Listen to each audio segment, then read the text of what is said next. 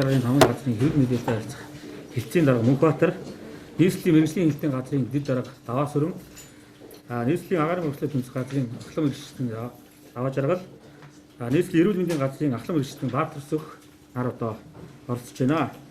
За өнгөрсөн 7 хоногийн хугацаанд хордон яаралтай төрийн тусламжийн төвд дугаарын хийнд хүнд хөнгөн хэлбэрээр оролцсон нийт 32 өрхийн 84 мянган үнээс 35 хүүхэд 49 том хандаж эмнэлгийн тусам зөвлөмж авсан. Өнөөдрийн байдлаар бол 1 хүүхэд хэвтэн эмчилүүлж байна. Шинэ коронавирусын халдвараас сэргийлэх илрүүлэх хяналт хандлт хийх үр бүхий шуургай штабыг бол 2020 оны 2 дугаар сарын 7-ны өдрөөс өгсөн 24 цагаар ажиллаж байна.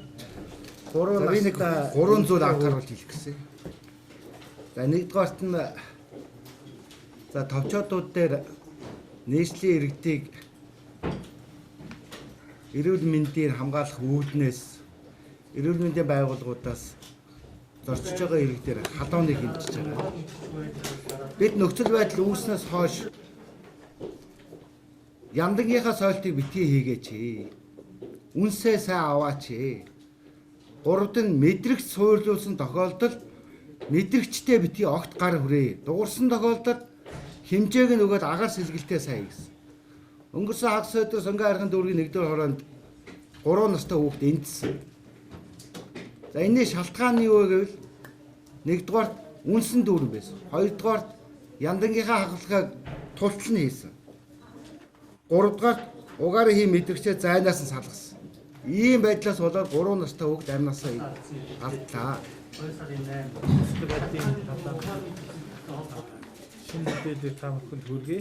Энэ бол эрүүл мэндийн яамнаас гаргасан 2020 оны 2 дугаар сарын 10-ны өдрийн 09 цагийн байдлаар гарсан мэдээлэл байгаа. Энийг тавчин мэдээллийг та бүхэнд хүргье. За сүүлийн 24 цагийн дотор шинээр нэмэгдсэн орон бол байхгүй байгаа. Өвчин нэмэгдсэн орон байхгүй байгаа.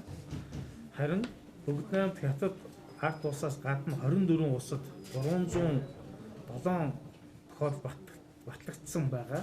За үүний 24 цагийн дотор 19 одоо тохиолдол нь одоо шинээр батлагдсан. За эдгээр улсууд нь болохоор Япон улс, Бүгднайрамд Солонгос улс, Вьетнам, Сингапур, за Малайз, Франц зэрэг улсууд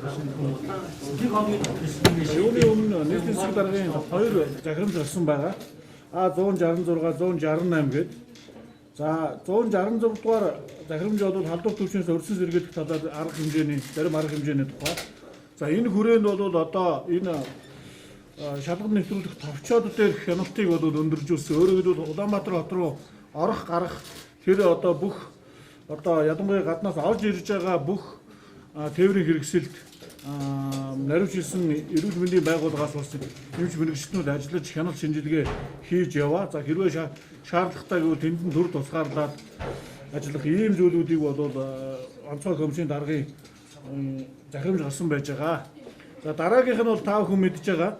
За уриалга гаргасан нийслэлийн нийт иргэдтэй нийслэлийн засаг даргаас уриалга гаргасан. За энэ уриалга маань юу вэ гэвэл за энэ коронавирустай холбоотойгоор шинэ коронавирусын халдвар одоо олон нийтэд түгхээс өргөсөн сэргийлэх зорилгоор нийслэлийн иргэд энэ олон нийтийн газар бие авч явахтай холбоотой өөрөөр хэлбэл хотын соёлтой байх энэ шаардлага зайлшгүй зүйлсээр бидэнд одоо тулгарч байна.